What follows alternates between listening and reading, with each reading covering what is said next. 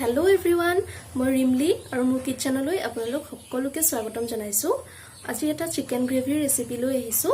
বহুত ইজি হয় বনাবলৈ আৰু যি সকলে নতুনকৈ ৰন্ধা বঢ়া শিকি আছে সেই সকলেও এই ৰেচিপিটো বনাই ট্ৰাই কৰিব পাৰে। আৰু মই ইয়াত মিক্সাৰ বা গ্ৰাইণ্ডাৰ একোৱে ইউজ কৰা নাই। গতিকে ভিডিওটো আৰম্ভ কৰো বলক আৰু যদি মোৰ ৰেচিপিটো ভাল লাগে লাইক কৰিব, শেয়াৰ কৰিব আৰু যি সকল নতুন মোৰ চেনেলটো সাবস্ক্ৰাইব কৰি দিব। গতিকে ৰেচিপিটো আৰম্ভ কৰো বলক।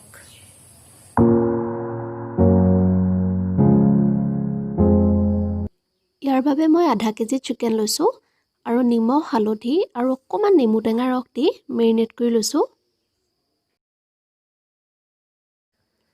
এতিয়া কেৰাহীখন গৰম কৰি তাত আধা কাপ মান তেল দি লৈছো আৰু মাংসখিনি ফ্ৰাই কৰি লম।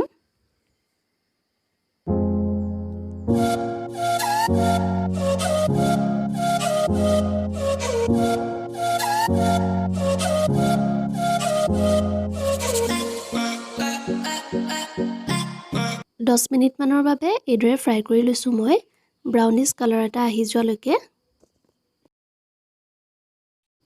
এতিয়া সৰু সৰুকৈ কাটি লোৱা পিয়াজ এটা তেলত দি দিছো।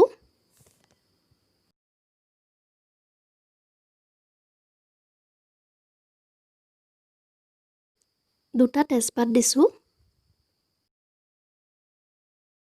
এটা কেঁচা জলকীয়া এইদৰে ভাঙি দি দিছো। আৰু 2 চামুচ খুন্দি লোৱা আদা আৰু নহৰু দি দিছো।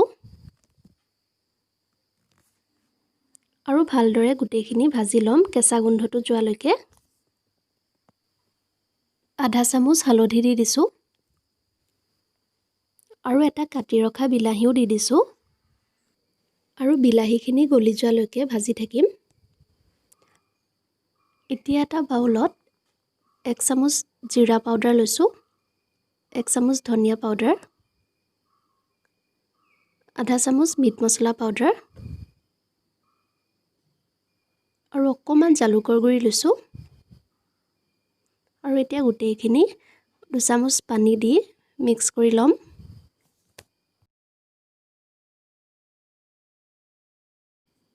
আৰু মছলাখিনি এতিয়া ইয়াত দি দিছো। আৰু গুটেইখিনি লৰাই লৰাই ভাজি লম 2 মিনিট মান।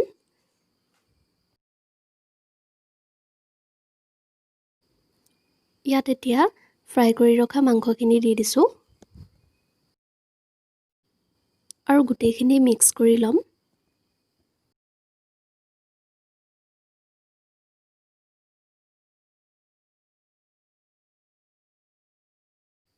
মই এতিয়া অলপ আলুও দি দিছো। আপোনালোকে আলু নিদিয়াকৈও বনাব পাৰে।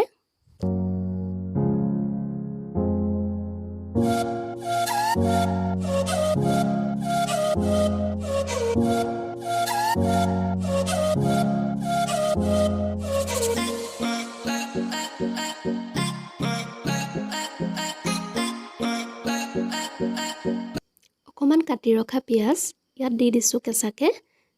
এনেকে দিলে মাংসকন খাই বহুত ভাল লাগে।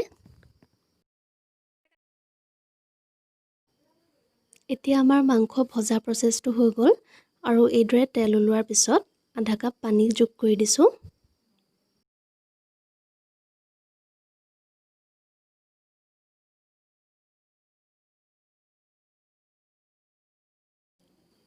সোৱাদ অনুযায়ী নিমখ দি দিছো। আৰু এতিয়া ঢাকন লগাই দিম 5 মিনিট মানৰ বাবে।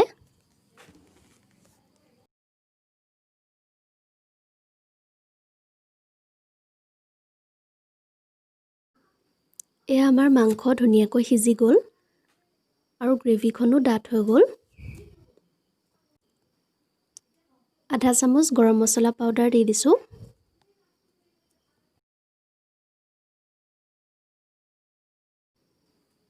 এতিয়া 2 চামুচ ক্ৰীম দি দিছো।